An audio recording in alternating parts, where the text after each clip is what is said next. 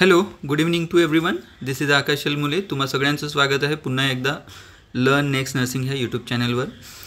आजचा हा video DMER से related आहे, ज्यांनी DMERची एक्झाम दिली त्यांच्यासाठी.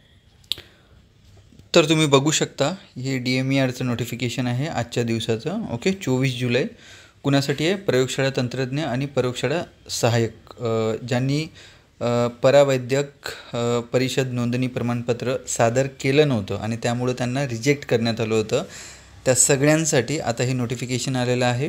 ओके, ही फार मोठी बातमी आहे. तर प्लीज सगळ्यांनी ज्यांनी लॅब टेक्निशियनसाठी लॅब असिस्टंटसाठी अप्लाय केलेलं आहे त्यांनी हा व्हिडिओ नक्कीच बघावा.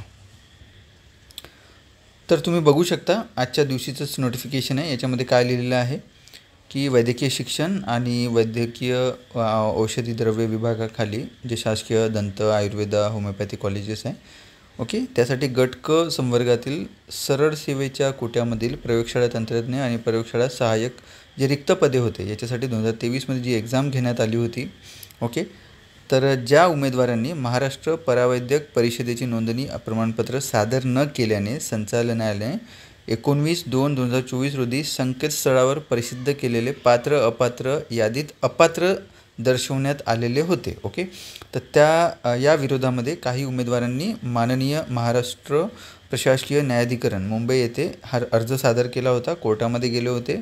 बरेच विद्यार्थ्यांना अपात्र करण्यात आलं होतं कारण त्यांच्याकडे महाराष्ट्र परावैद्यक परिषदेची नोंदणी प्रमाणपत्र नसल्यामुळं. ओके, तर त्या सगळ्या विद्यार्थ्यांना आता सांगण्यात आलेलं आहे की 23/7/2024 रोजी शेवटचा त्यांचा निकाल आला होता आणि त्याच अनुषंगाने 19/2/2024 रोजी संकेतस्थळावर जी प्रसिद्ध केलेली यादी होती आणि त्या यादीमध्ये महाराष्ट्र परावैद्यक परिषदेची नोंदणी प्रमाणपत्र सादर न केल्याने त्या उमेदवारांना अपात्र करण्यात आलं होतं. तर अशा उमेदवारांना आता कळवण्यात येत आहे की महाराष्ट्र परावैद्यकीय परिषदेची नोंदणी प्रमाणपत्र दिनांक 31/7/2024 पर्यंत कार्यालयीन वेळेत संचालनालयास प्रत्यक्षरित्या उपस्थित राहून सादर करावे. ओके, तर आता तुम्हाला सांगतो की तुम्हाला जवळपास 7 दिवस आहे.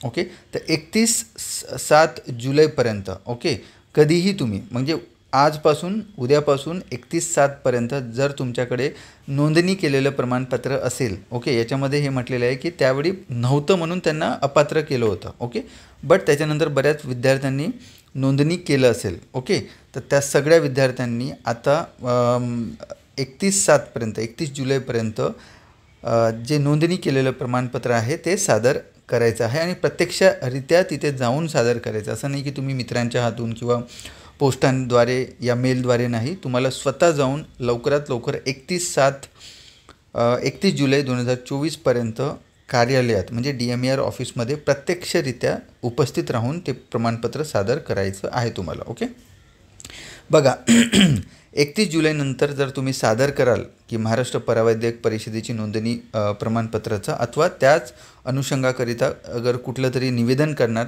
तर कुठल्याही पद्धतीचं तुमचा विचार करण्यात येणार नाही. ओके, तर सगळ्या आयुक्ताची इथे तुम्हाला सही दिसतं की सगळ्या लॅब टेक्निशियन असिस्टंटला हे निवेदन आहे की जे अपात्र होते 19 फेब्रुवारीला त्यांनी आता स्वतः जाऊन DMERला 31 जुलैच्या पूर्वी हे डॉक्युमेंट सादर करायचं आहे आणि त्यानंतर मे बी ऑगस्टच्या पहिल्या किंवा दुसऱ्या आठवड्यामध्ये तुमची जॉईनिंग लेटर तुम्हाला मिळेल. Okay, so hope so video जर आवडला असेल तर प्लीज लाईक करा आणि मॅक्सिमम शेअर करा. Okay, thank you.